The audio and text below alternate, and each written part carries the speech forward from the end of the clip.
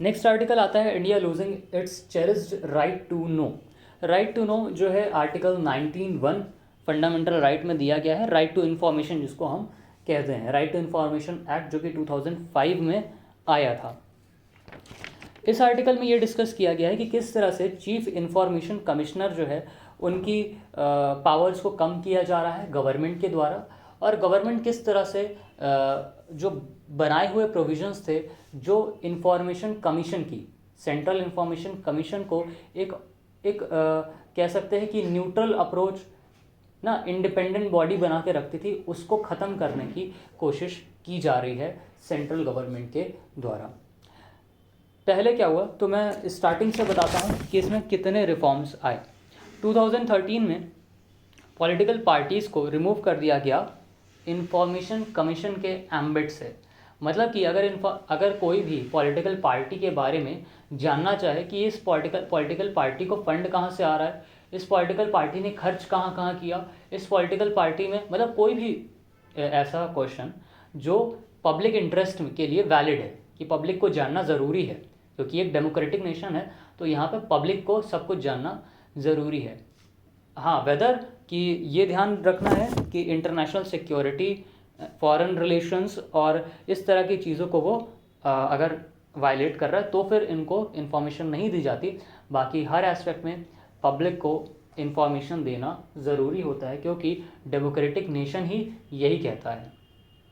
2013 में political parties को information commission के एम्बिट से रिमूव कर दिया गया। मतलब बोला गया कि अब पॉलिटिकल पार्टीज़ की इन्फॉर्मेशन को आप ले करके पब्लिक में डिस्क्लोज़ नहीं कर सकते।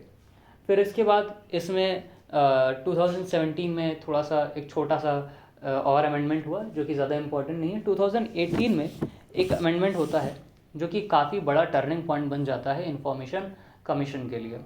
इसमें सेंट्रल गवर्नमेंट जो है ये नए वो लेके आती है, नए रूल्स लेके आती है, जिसमें ये कहा जाता है कि जो इंफॉर्मेशन कमिश्नर्स हैं, चीफ इंफॉर्मेशन कमिश्नर और इंफॉर्मेशन कमिश्नर्स हैं, इनका जो टेन्योर है और सैलरी ये time to time centre decide करेगा। मतलब सेंटर बताएगा कि आपको कितने साल के लिए इस पोस्ट पे बैठाया गया है इंफॉर्मेशन कमिश्नर की या फिर चीफ इंफॉर्मेशन कमिश्नर की, और जब चाहे सेंटर उनको रिमूव कर सकता है, और अगर चाहे तो 10 साल 20 साल तक भी आपको वहाँ पे बैठा के रख सकता है। तो इससे आपने, मतलब कि सेंटर ने जो इंफॉर्मेशन कमिश्नर्स हैं उनके वहाँ होने की अथॉरिटी अपने हाथ में ले ली। तो ओवरऑल पावर किसके हाथ में आ गई? सेंट्रल गवर्नमेंट के।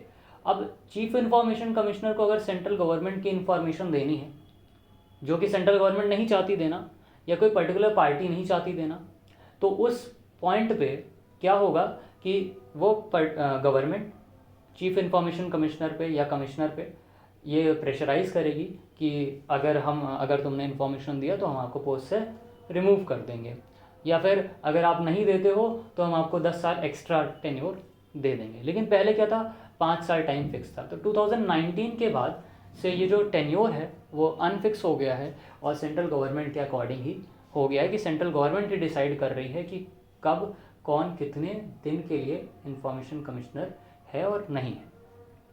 तो ये एक बहुत बड़ा वायलेशन कह सकते हैं कि जो एक ऑटोनॉमी, एक इंडिपेंडेंट बिहेवियर था वो अब ख़त्म होता नज़र आ रहा है चीफ इंफॉर्मेशन कमीशन का। अब हम लोग बात कर लेते हैं इंफॉर्मेशन कमीशन आया कब, ये सेंट्रल इंफॉर्मेशन कमीशन बना कब।